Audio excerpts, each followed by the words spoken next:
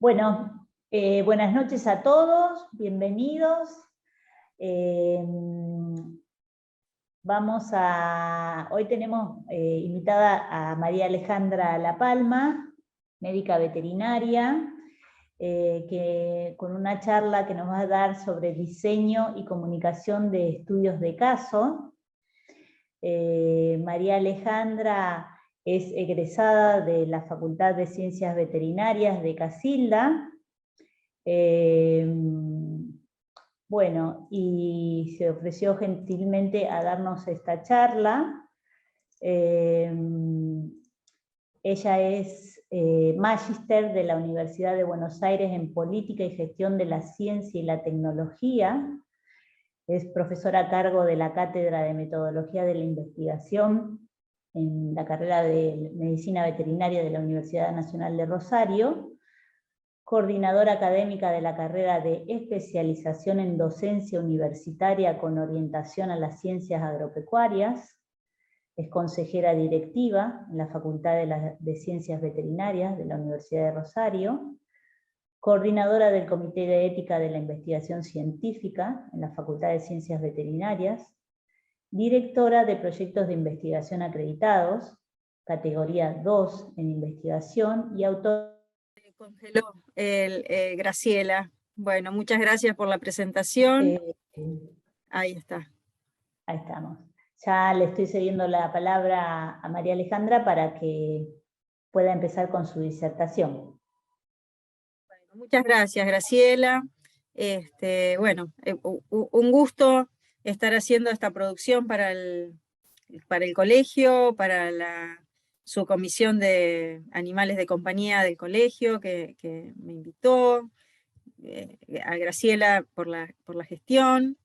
Y bueno, el objetivo de las charlas, de esta serie de charlas que vamos a hacer, es repensar o pensar juntos el diseño y la comunicación de estudios de caso. Tenemos planificadas 3 reuniones, una reunión para pensar cómo elaborar un estudio de caso, la segunda reunión para analizar estudios de caso publicados, y la tercera reunión para ensayar comunicación de estudios de caso, quien tenga la inquietud de compartir alguna experiencia de casos. Cuando hablamos de estudio de casos, digamos, lo primero que viene a la mente es la comunicación de casos clínicos, pero el estudio de caso como técnica de investigación, como metodología de investigación, incluye una diversidad de casos que se pueden considerar, no solo específicamente el caso clínico.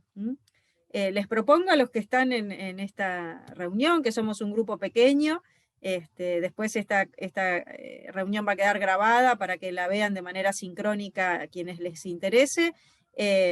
Pueden preguntar, interrumpir la locución, no hay ningún problema, al contrario, siempre las preguntas o las inquietudes son bienvenidas. Así que los presentes, si quieren agregar o comentar, no hay ningún problema. Bueno, los objetivos entonces incluyen reconocer los aspectos formales, junto con los alcances y limitaciones de los estudios de caso como estrategia de producción de conocimiento científico en el ámbito de la medicina veterinaria. Digamos, vamos a circunscribir ahí. Presentar las bases teóricas de la redacción de un estudio de caso, analizar estudios de casos publicados en revistas de aparición periódica, específicas.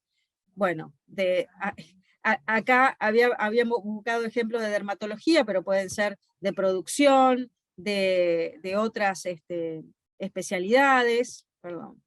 Ensayar la presentación de un estudio de caso que cumpla con los requisitos de las comunicaciones científicas. ¿Qué se entiende entonces por estudio de caso? Los estudios de caso se refieren a un diseño de investigación que profundiza en uno o escasos objetos o sujetos para ampliar o detallar el conocimiento que se alcance sobre ellos.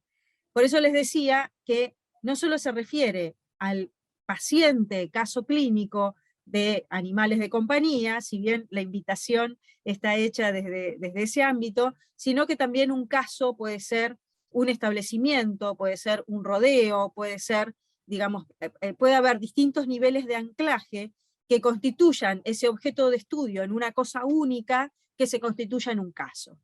Entonces, no solo está asociado específicamente a la clínica, si bien vamos a tratar de profundizar hacia ahí, sino que cualquier cuestión que se enfoque como cosa única de investigación constituye un estudio de caso.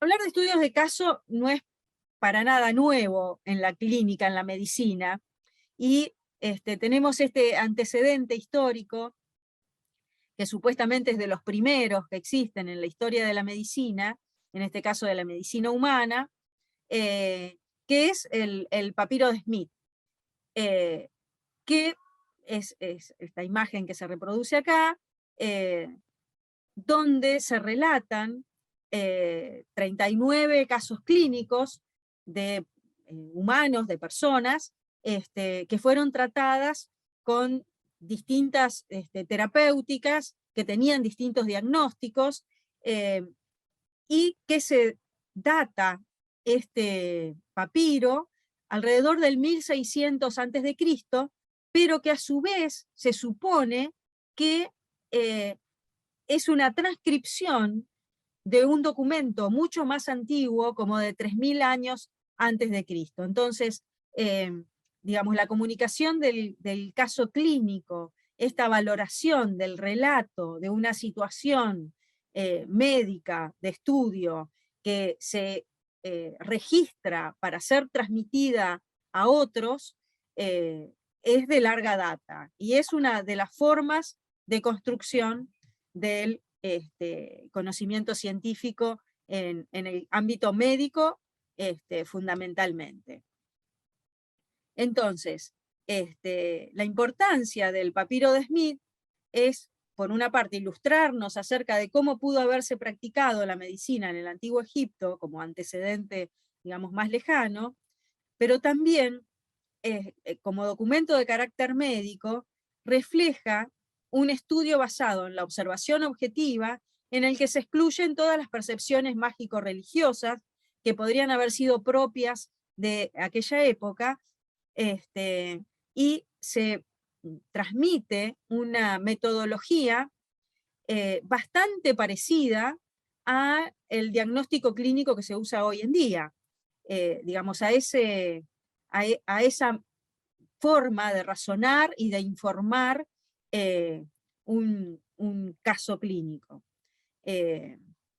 Entonces, como título, en estos 39 casos históricos que se informan en este papiro como antecedentes, se identifica la zona lesionada, los órganos afectados, se relata el examen en el interrogatorio y en la inspección, en la palpación, se realiza un diagnóstico, se sugiere o establece una conducta a seguir, se propone un tratamiento, y se proponen tantos tratamientos, digamos así, médicos con sustancias, como tratamientos quirúrgicos.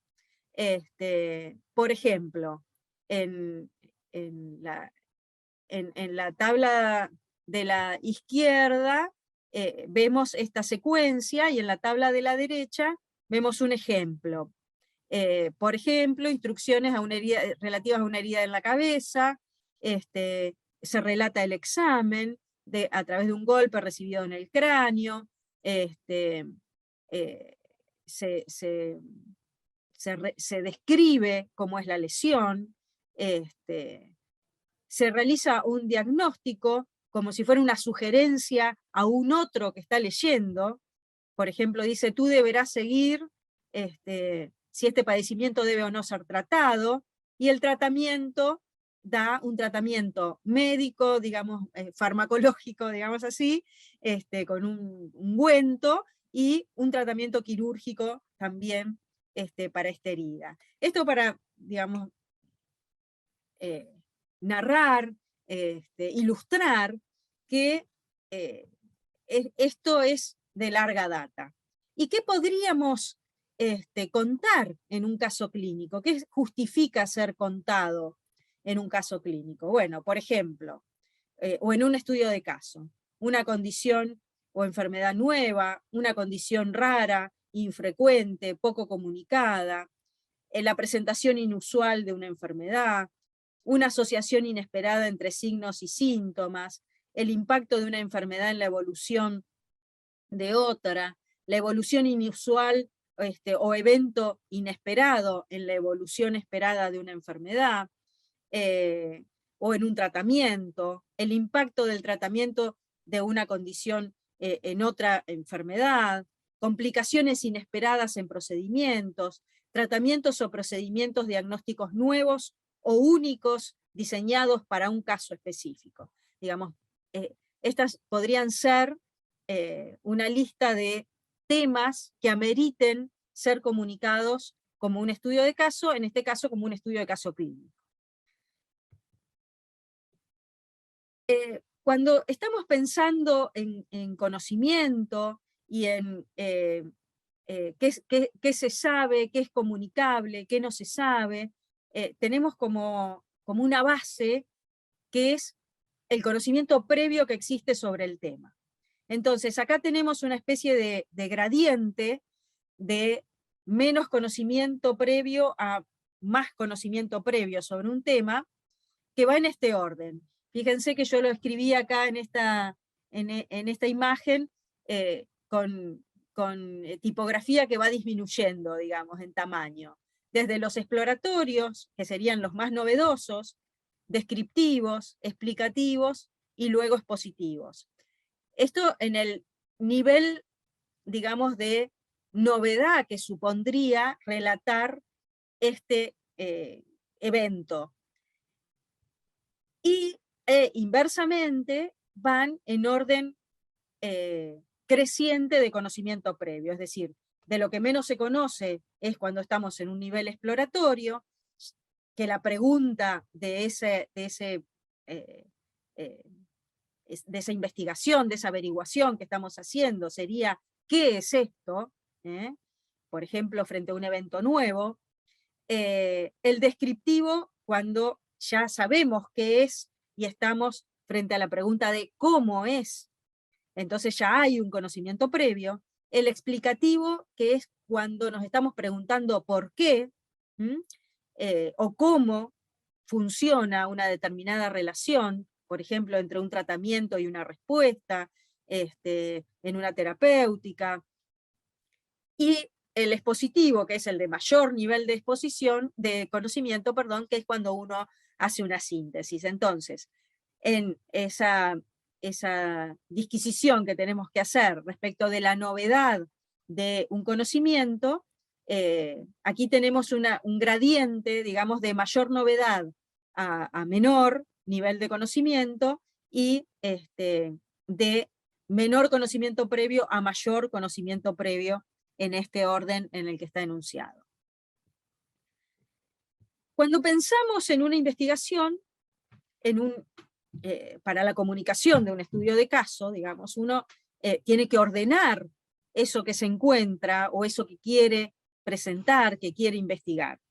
Entonces, en ese momento, en ese caso, diferenciamos tres cuestiones. Una que tiene que ver con el proceso de la investigación, otra que tiene que ver en pensar la estructura, es decir, el diseño de ese estudio de caso, en este caso, y otra cosa que tiene que ver con cómo se escribe, cómo se proyecta esa investigación.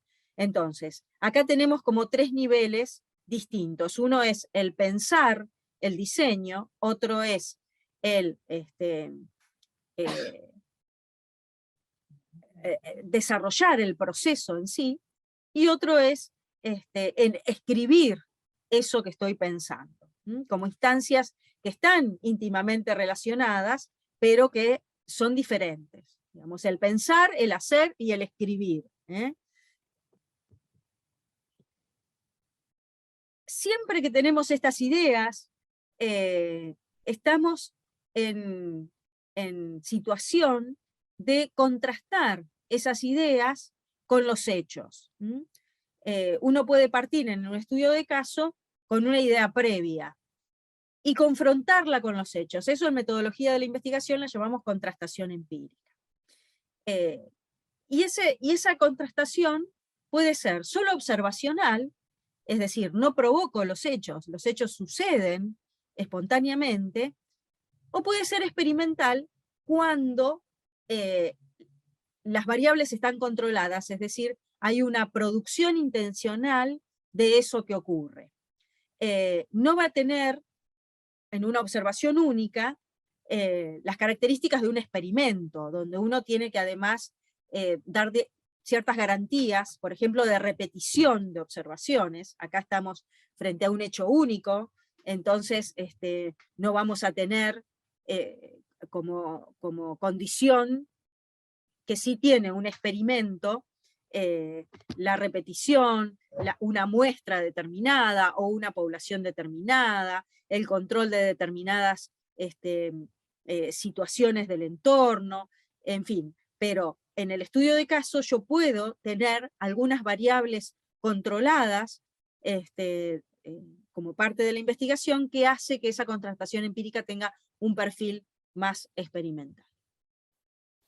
Entonces, en la observacional es muy importante, sobre todo, esto se ve en los relatos de estudios de caso, saber registrar, saber observar y saber registrar esas observaciones. Con determinada técnica, con determinado detalle, las observaciones tienen que ser registradas de manera tal que puedan ser luego transmitidas con cierta minuciosidad, con cierto detalle, con precisión. Y lo mismo en la técnica experimental, cuando se produce una situación a propósito, digamos, para ser estudiada, también tener esta digamos, precaución de prever qué es lo que se va a registrar, cómo se va a registrar, y de mantener controlada la situación que estoy generando. ¿Qué puede ocurrir también en un caso? Bueno, que haya algo que ocurra de alguna manera espontáneamente, o que lo encuentro sin que necesariamente lo estaba buscando. A esto en el campo científico se lo llama serendipias, son hallazgos fortuitos. Hay una cantidad de relatos históricos sobre hallazgos fortuitos en la historia de la ciencia. Bueno, Fleming, por ejemplo. Acá tenemos muchos ejemplos que pueden venir a cuento.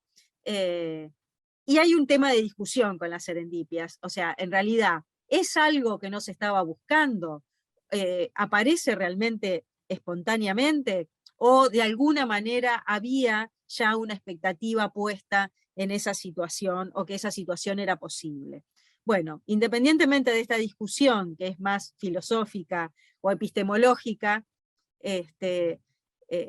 las serendipias, digamos, son situaciones fortuitas, dignas de ser narradas, que pueden surgir espontáneamente, o más o menos espontáneamente, como consecuencia de estar en un determinado ámbito de trabajo observando determinadas cosas. Digamos, si uno no está en un ámbito de trabajo observando cuestiones, tampoco va a tener hallazgos fortuitos. Entonces, digamos, de alguna manera las condiciones tienen que estar dadas como para que este tipo de hallazgos ocurran. Vamos acercándonos a qué es un estudio de caso, entonces.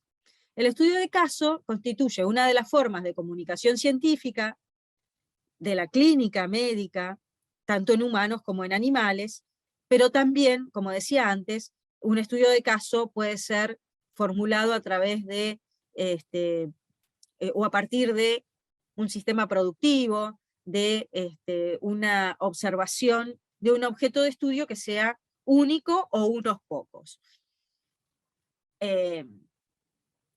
¿Para qué haríamos una comunicación científica de un estudio de caso? Bueno, para divulgar las principales tendencias en áreas emergentes, suministrando a los científicos una idea de la relevancia del trabajo, para comunicar con otros colegas, para probar la confiabilidad de nuevos conocimientos ante la posibilidad de testimonios y de verificaciones, es decir, alguien cuenta algo y justo, digamos, tengo la posibilidad de generar un estudio de caso en torno a eso y corroborar o refutar eso que se está planteando. Y mucho se discute respecto de los límites del estudio de caso, la confiabilidad del estudio de caso, digamos, en cuánto aporta la comunicación de un estudio de caso. Bueno, una de sus limitaciones es que las conclusiones no son necesariamente replicables a otras situaciones. ¿Por qué? Porque justamente está informando, está contando sobre algo que es único, que puede llegar a repetirse, sí, claro que sí, que puede darse en otra situación. A lo mejor no exactamente igual. Entonces, lo que sí se está de acuerdo es que cuando uno informa sobre algo único, es poco adecuado formular generalizaciones. Entonces acá en este dibujo se ven todas las ovejas blancas, una oveja negra y un periodista que dice nos encontramos ante una plaga de ovejas negras, y en realidad está mirando una sola. Entonces ese tipo de generalizaciones, o algunas generalizaciones de ese estilo, son las que hay que evitar cuando uno está informando un estudio de caso. Un estudio de caso es la observación, el estudio de lo único que no necesariamente puede ser generalizable. Bueno, no sé cómo vamos hasta acá, si alguien quiere hacer algún comentario, alguna pregunta, alguna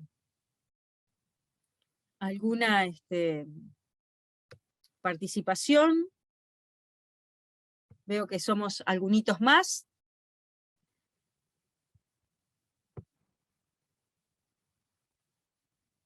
Bueno, continuamos entonces.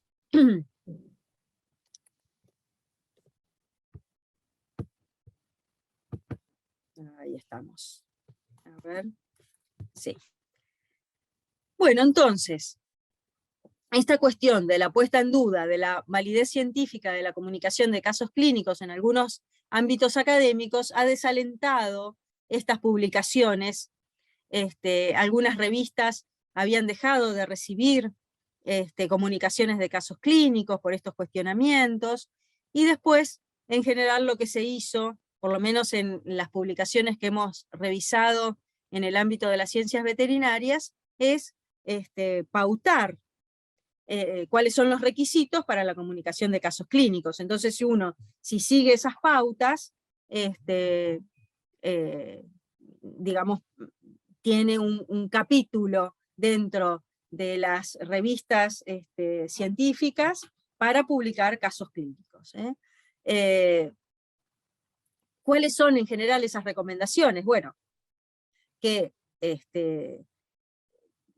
tiene que delimitarse el problema, tiene que haber un determinado objetivo que a veces se plantea a través de una hipótesis, tiene que haber un diseño de estudio, digamos, que se plasme, no es solo un relato, una narrativa, sino que esa narrativa tiene que tener determinados requisitos, tiene que haber resultados en esa narrativa, por supuesto siempre esto es evaluado en el contexto de la revista que sea por los pares,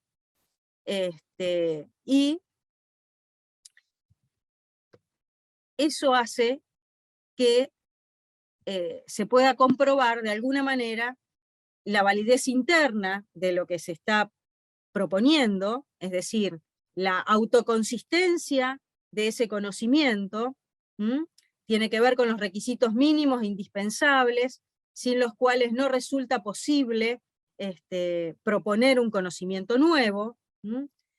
Por ejemplo, las dosis de las drogas utilizadas son lo suficientemente diferentes como para esperar que haya variaciones entre una aplicación y otra. Los indicadores utilizados son los adecuados para una variable que se intenta medir en una recuperación, en un tratamiento, en una respuesta a un tratamiento, en fin. Esto es lo que hace a la validez interna en una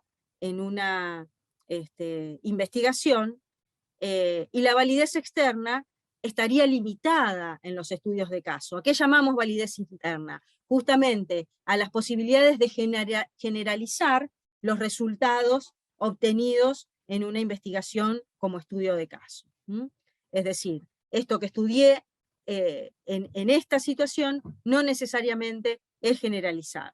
Es decir, tiene pocas posibilidades de ser generalizado. Y cuando uno, digamos, fuerza esa situación y trata de generalizar lo que observó en uno a la población, corre el riesgo de ser desautorizado, porque incluso no es el objetivo de los estudios de caso. Bueno, acá me voy a ir un poquito a esta cuestión que tiene que ver con las modalidades de generar conocimiento, que me parece que viene a cuento de qué puede aportar y qué no en la generación del conocimiento en un estudio de caso, y es esta propuesta de Charles Peirce de cómo se ocupa el lugar, digamos, en la ausencia de conocimiento, cómo se ocupa ese lugar. Peirce propone 4 modalidades. Una es la tenacidad o la corazonada, en la que alguien intenta una solución a un problema, digamos un poco intuitivamente. Eso que intentó, puede ser una terapéutica, por ejemplo, da resultado, y entonces tiene la tendencia a ser adoptada y repetida. Esto ocurre en la clínica médica, en la clínica médica humana, en la clínica médica veterinaria, digamos, se busca una solución ante la ausencia de una certidumbre, y da resultado, y entonces se sigue replicando. Otra forma de poner conocimiento donde no lo hay es el método de la autoridad. Lo usamos todos habitualmente, es decir, apelar a aquellos que saben más, al profesor que me dijo que se hacía así, al especialista que sugiere que esto se resuelve de esta manera, bueno, a la bibliografía, que en realidad es el escrito de otros que saben más, que se suponen que aportan a esta situación. Otra forma de generar conocimiento o de poner una solución en un problema es el método de la reflexión. Es decir, tengo, por ejemplo, un espectro de tratamientos o de soluciones a un problema diferentes, y evalúo para esa situación concreta cuál es la solución o la terapéutica o el abordaje que mejor resuelve el problema que tengo. Y otra forma es generar una investigación específica para esa situación, que sería el método de la ciencia. Es decir, genero una estrategia de investigación específica para esa situación. Entonces, estas formas de abordar un problema con conocimientos, digamos, con conocimientos que están o con conocimientos que no están, son las distintas estrategias por las que, según Peirce, y lo cuento porque acuerdo con esto, se proponen las soluciones frente a a la resolución de problemas, en este caso, a la resolución de casos. ¿Cuál es la forma habitual que tenemos para generar conocimiento?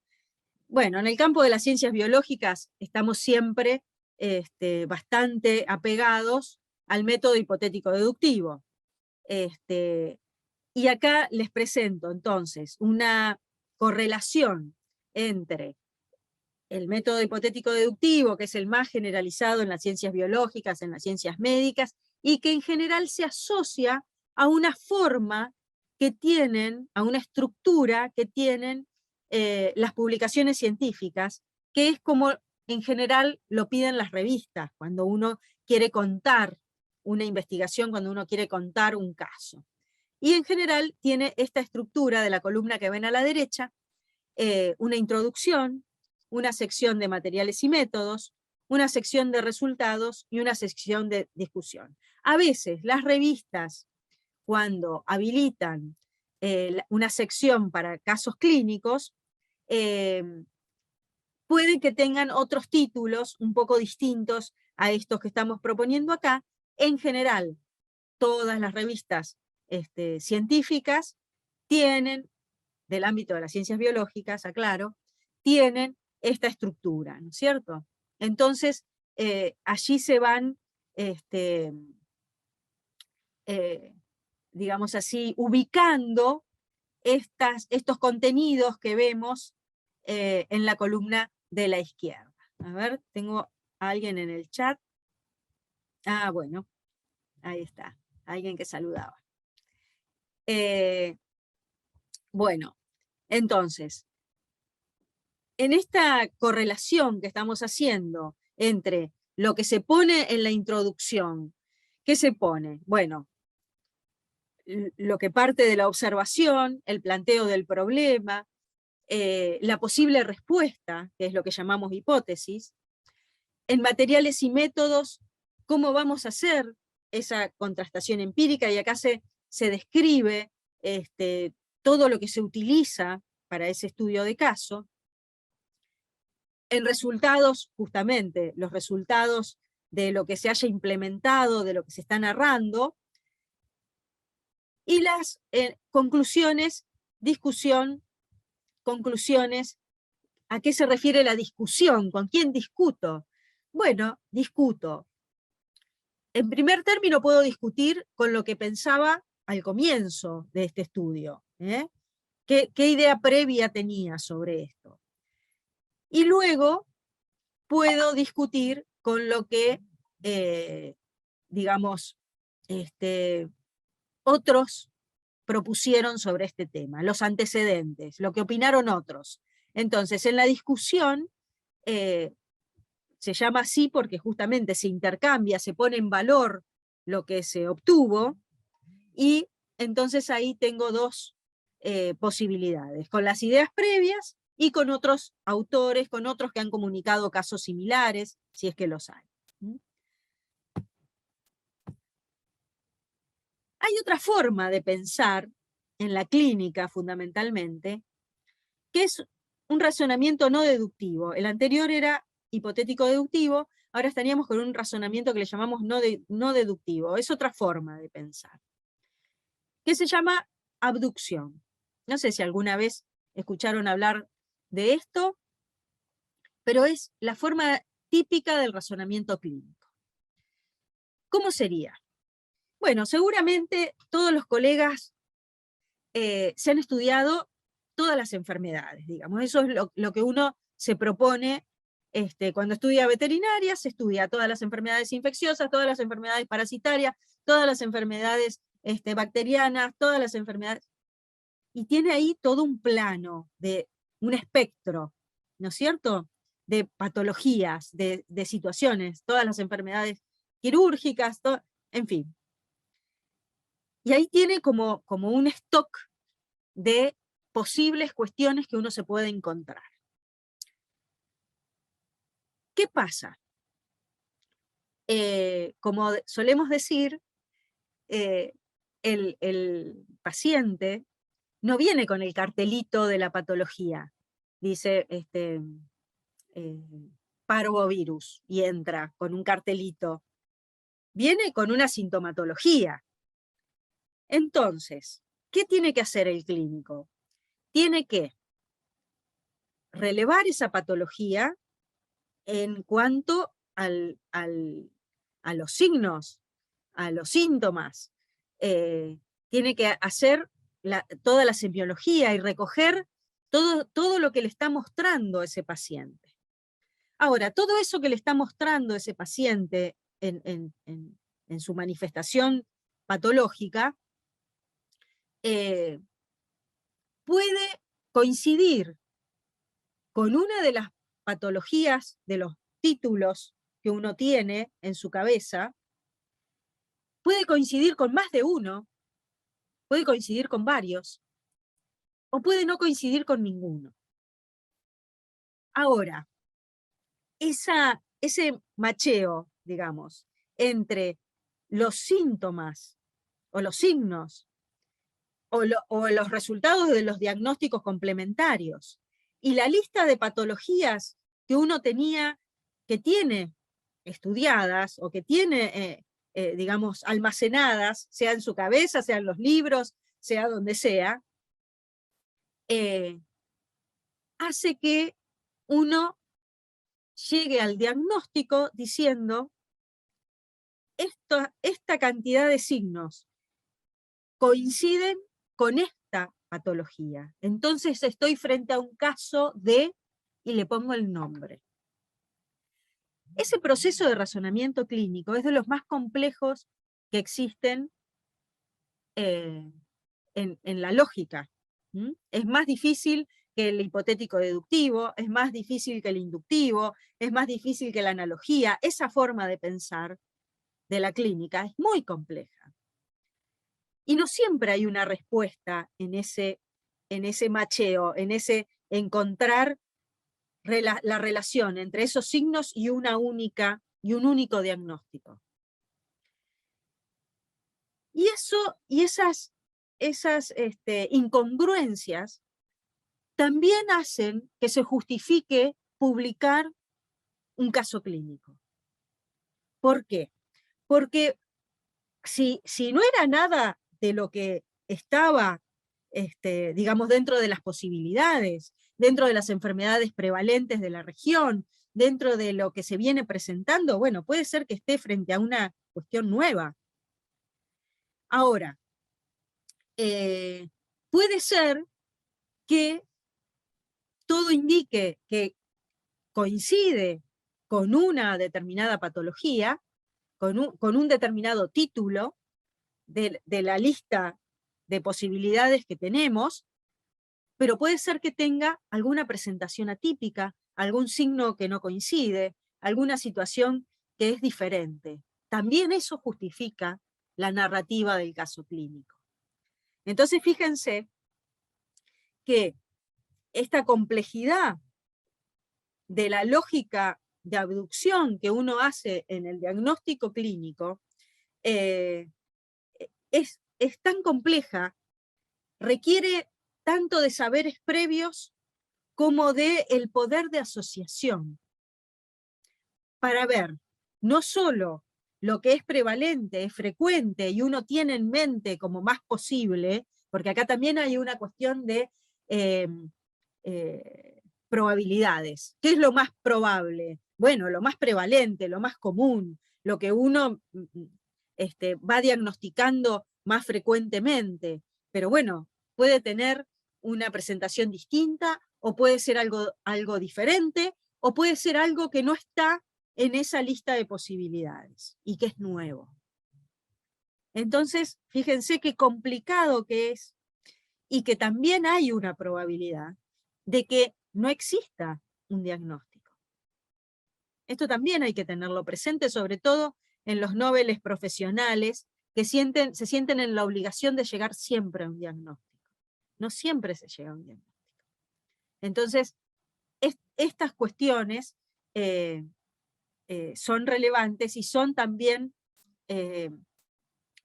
¿cómo decir?, justifican la narración, la comunicación de eso que hemos visto, que hemos a lo que nos hemos enfrentado. Otra forma de pensar es por analogía, es decir, algo que se planteó de una manera, que funcionó de una manera, puedo análogamente, pensando que va a funcionar igual, volver a probarlo y contarlo en un caso clínico. Es decir, bueno, hubo un caso que se resolvió de esta manera, voy a volver a implementar la misma terapéutica a ver si se resuelve de la misma manera. Por supuesto no tiene que ser algo, digamos así, de la rutina, sino algo con cierto grado de excepcionalidad, como dijimos al principio, un tratamiento nuevo o algo que en una terapéutica que en determinadas circunstancias funcionó de esta manera, se vuelve a implementar pensando que va a funcionar de manera análoga. Pero tiene que tener cierto grado de novedad, digamos. La analogía, para que sea justificada como narrativa de caso clínico, tiene que tener cierto grado de, digamos, de innovación. Una cuestión también relevante en la presentación de casos clínicos es la cuestión ética. Porque para poder publicar una narrativa de caso clínico, tengo que tener en consideración los recaudos éticos. Constancias de recaudos éticos en la publicación de estudios de caso. ¿Qué recaudos éticos tuve? ¿Tengo el consentimiento informado del propietario del animal para poder publicar, para poder aplicar una determinada terapéutica? Nosotros sabemos que ya es bastante, es frecuente, es de rutina o debería ser de rutina, el consentimiento de las prácticas clínicas o de la atención, digamos. Uno entra con un paciente y hay que hacerle una determinada intervención, el colega debería solicitarle el consentimiento al propietario. Pero aún más, digamos así, para luego una comunicación de ese caso. Entonces el propietario el colega tiene que lograr el consentimiento del propietario o contar con el consentimiento del propietario para poder narrar el caso clínico. En el nuevo Código Civil y Comercial de la Nación hay un capítulo sobre la investigación científica y sobre los recaudos éticos que se deben tener en cuenta para poder, digamos, hacerse de información, publicar cuestiones que no son propias, que son de terceros, tanto en las cuestiones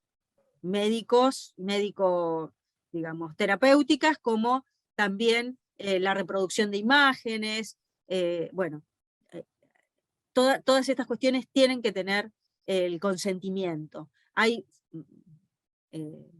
formularios, modelos de consentimiento, no hay que ponerse a inventar nada, simplemente bajar un modelo de consentimiento informado, en la página de la facultad hay modelos de consentimiento informado, y uno, digamos, cubrirse y tener esa habilitación, digamos, por parte del propietario, porque además es probable que sea requerido por la revista que lo va a publicar, digamos, que la revista que lo va a publicar les pregunte si tienen el consentimiento del propietario del animal, por ejemplo. Bueno, no sé si hay alguna cuestión que quieran hasta acá comentar o preguntar. No hay problema, pueden intervenir. No. Por mí todo claro, Ale. Está todo claro, sí. Bueno. Gracias. Vamos a ¿cómo empezamos a pensar en un reporte de caso clínico? Bueno, primero habría que identificar la publicación a la que vamos a ir a llevar nuestro caso. Esto es importante, ¿por qué? Porque, o empezar, si uno ya va pensando que va a empezar a narrar los casos clínicos cuando tenga algo novedoso, entonces ya ir viendo en qué lugares podría publicarlos. ¿Por qué es importante? Porque ya la revista pone el formato que va a requerir. Entonces ya uno cuando se pone a pensar, ya empieza a pensar en ese formato. Es decir, bueno, yo voy a publicar en la revista de la Facultad de Ciencias Veterinarias de Esperanza. Bueno, todas las revistas tienen una recomendación para los autores, se llama. Digamos, una especie de carta donde dice cómo les van a exigir la presentación de lo que quieran presentar. Entonces, ahí hay una estructura que uno va siguiendo. En general, en la sección de casos clínicos hay pocas especificaciones. Pero si las hay que arrancar teniéndolas en cuenta ya cuando uno empieza a construir el caso. La obtención de la información, importante tenerla prevista, porque lo peor que nos puede pasar es que se nos escape el caso sin haber registrado las cosas. Entonces, empezar registrando la información minuciosamente desde el principio. El consentimiento del paciente, que es lo que estábamos hablando recién, o del propietario, mejor dicho, tener en cuenta y empezar a redactar según las recomendaciones de la revista, buscar una revista adecuada, porque a veces las revistas tienen determinados perfiles hacia determinados temas, y no tiene sentido ir a publicar a una revista que no tiene el enfoque que nosotros estamos queriendo publicar. Entonces, tenemos revistas de especialidades, por ejemplo, de dermatología, de salud pública, fijarnos en qué eje, digamos, va el interés de lo que estamos tratando de comunicar. Y por supuesto, difundir los resultados, o sea, tengo que comunicar, no solo narrar la cuestión, digamos, del caso, describir el caso, sino también tratar de presentar los resultados que tuve en el abordaje de ese estudio de caso clínico, que no necesariamente va con el éxito terapéutico, lamentablemente, pero como la ciencia se construye con el conocimiento que viene de todas partes, digamos, de los éxitos y de los fracasos, siempre para la ciencia es progreso. Todo lo que cuento es progreso. Si yo tenía un presupuesto y resultó que no lo corroboro, también es un aporte para que otros no se equivoquen con la misma cuestión. Es decir, iba con una terapéutica que tenía que funcionar y no funcionó, y vale la pena comunicarlo, y se comunica porque justamente a alguien le va a servir.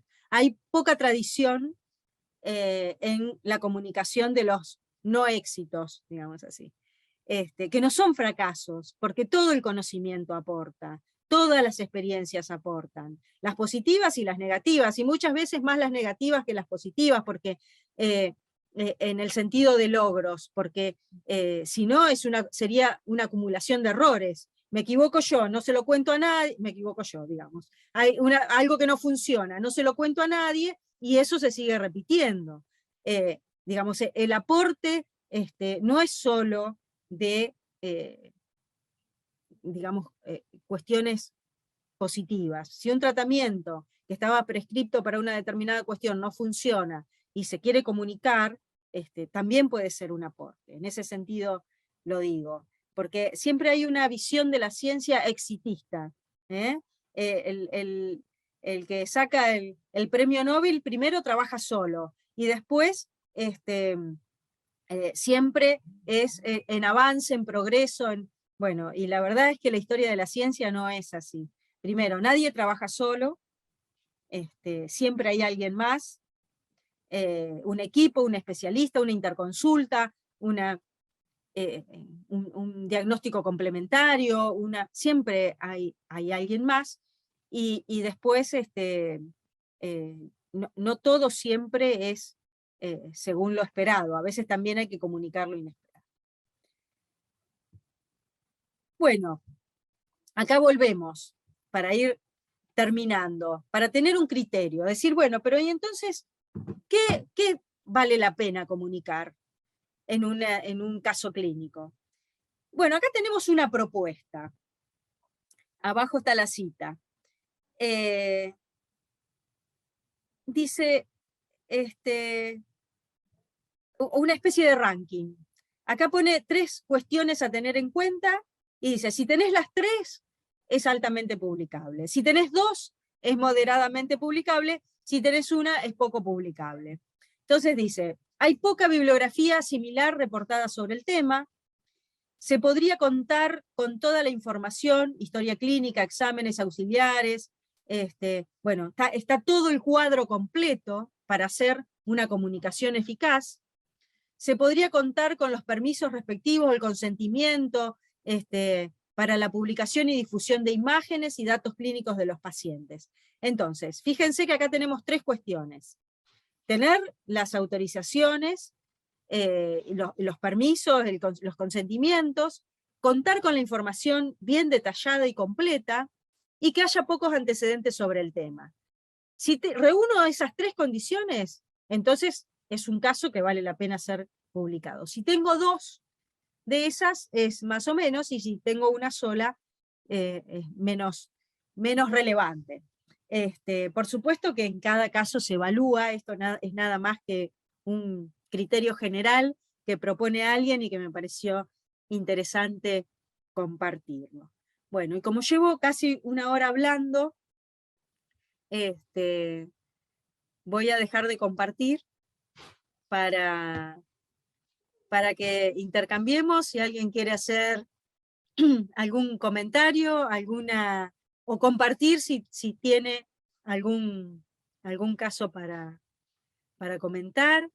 Está Laura Coca, que ha escrito, también hemos escrito sobre este tema. No sé, Laura, si querés hacer algún comentario, o el que quiera. Pablo Borgatello, ¿cómo te va? ¿Qué tal? Hola, Guille. Laura está en el chat. Muy Laura está en el chat, Ale. no debe tener micrófono, ¿eh, Lau? ¿Tenés problema con el micrófono? Bueno, no sé. ¿Ahí me escuchás, Ale? Sí, perfecto. Bien.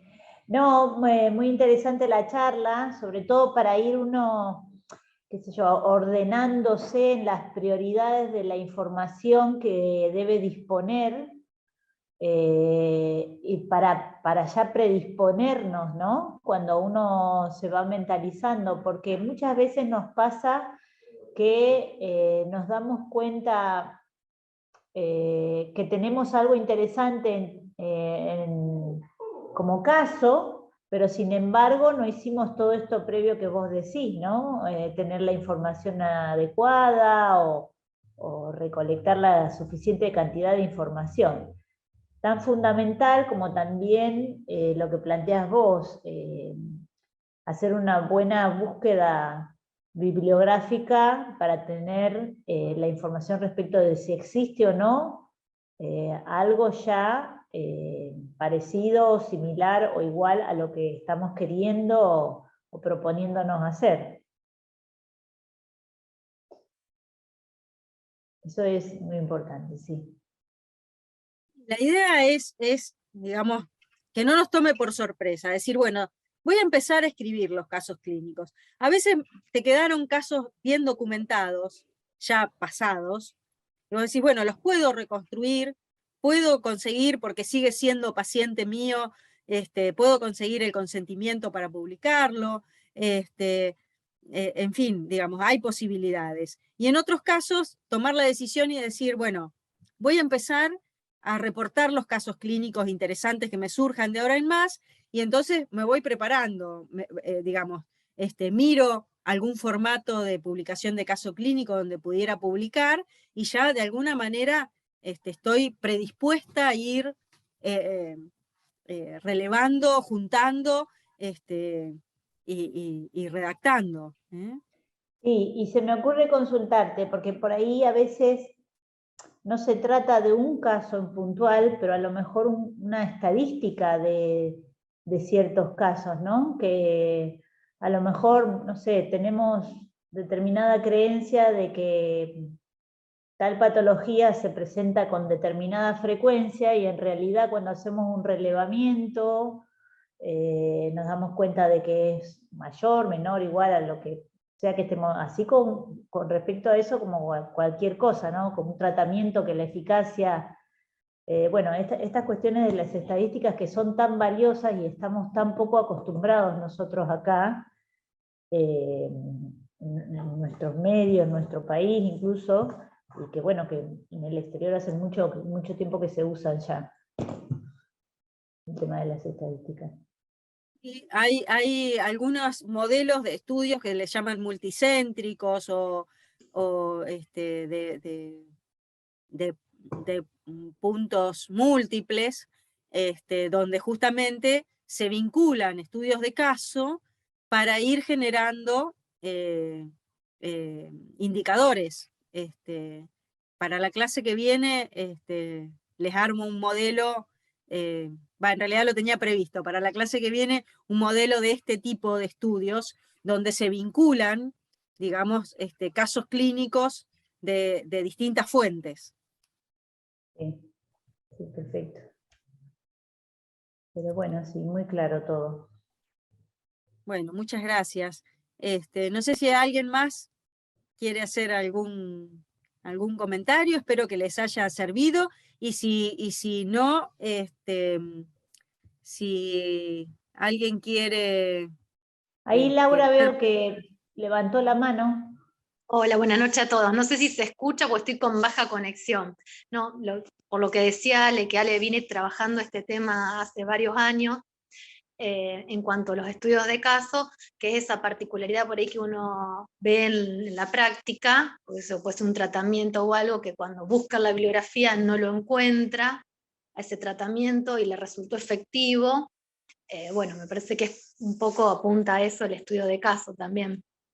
Por eso es valioso, porque por ahí es una característica o algo que uno ve en un diagnóstico o algo que viene observando en la clínica diaria y que se presentó y que bueno, y que por ahí si uno lo sigue viendo, después puede ser un signo o un tratamiento que, es cierto que con varias, con la frecuencia de detección o por ejemplo con la aplicación se demuestre que realmente es efectivo.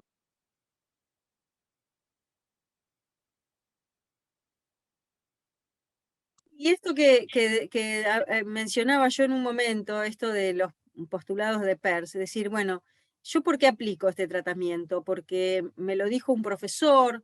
¿O porque un especialista me lo recomendó? ¿O porque... Y a lo mejor hay otra alternativa, a lo mejor hay otra posibilidad, a lo mejor lo tendría que pensar de otra manera, en fin, esto del el criterio de autoridad que funciona en la ciencia y en todos los ámbitos, digamos, esto de la intuición, de decir, bueno, hago este tratamiento porque y funcionó mejor de lo que pensaba, entonces lo sigo repitiendo o lo vuelvo a repetir a ver si efectivamente vuelve a funcionar. En fin, hay distintas situaciones que se pueden generar que son valiosas para compartir en una comunicación de caso clínico. Así que, bueno. Perfecto. Sí, Ale, también, no sé si me escuchan. Sí, perfecto. También está la importancia que tiene no solamente en cuanto a la publicación en revistas y demás, sino muchas veces en compartir con el resto de los colegas. Muchas veces uno interactúa con otros colegas y al tener registro de aciertos o fracasos de determinado tratamiento, uno puede colaborar y trabajar en equipo con datos registrados mucho más fehaciente que por ahí me acuerdo que viene un perrito, pero no me acuerdo lo que le di muy bien. Entonces, al tenerlo registrado, en la historia clínica, uno puede compartir esos datos o charlar con colegas. Obviamente que la publicación tiene un impacto mucho mayor, de mayor alcance, pero básicamente en la comunicación que podemos tener entre los colegas, teniendo un formato acorde a la publicación, es mucho más, sin tanto rigurosidad obviamente, pero sí está bueno el tema del registro, como decís vos, después de un tiempo uno puede decir, bueno, está bueno publicar esto, porque hablando con otros no dio resultado, y bueno, y compartir un poco más, ¿no? Sí, hay instancias que son muy accesibles para comunicar, por ejemplo, las jornadas nuestras de la Facultad de Veterinaria, que ya tienen más de 20 años, y que se compartan ahí narrativas de casos clínicos, presentación de casos clínicos. Es muy útil porque se difunde en la propia comunidad, es propio de la zona, de la región, si tienen que ver con alguna cuestión prevalente propia de la zona. O sea, me parece que tiene muchas ventajas compartir en esos espacios. Y pasa de la oralidad, que puede tener muchas imprecisiones, cuando un colega le cuenta al otro el caso, a que quede registrado por escrito con cierto grado de detalle, es otra calidad de comunicación, porque no es lo mismo que transmitirlo oralmente, porque sabemos que se transmiten entre los colegas, mirá, yo lo traté así, le puse así, bueno, pero eso tiene un cierto nivel de imprecisión que no es lo mismo que si uno lo comparte por escrito.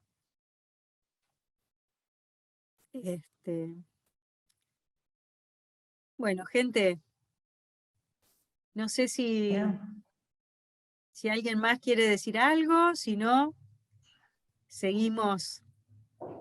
Damos por concluida la charla de hoy. Muchísimas Pablo gracias. abrió el micrófono, a ver, A espérame. ver. No, es porque no pegaba, no daba pie con bola con la máquina esta. Recién ahora me di cuenta cómo era para abrirlo. Los saludo nada más. Bueno, gracias, Muy bien. Pablo. Pude escuchar todo, pero el micrófono no le pegaba nunca. Bueno. Bueno, muchísimas gracias, Ale.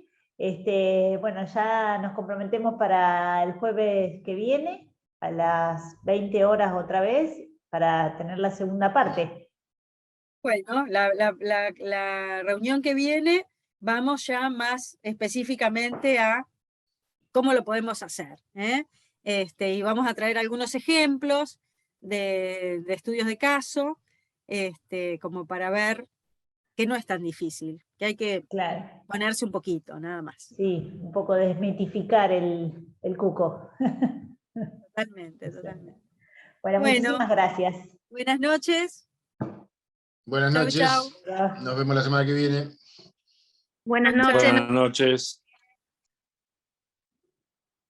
Bueno, doctoras, voy cerrando entonces la sala y la grabación. Que tengan buenas noches. Gracias. Chau.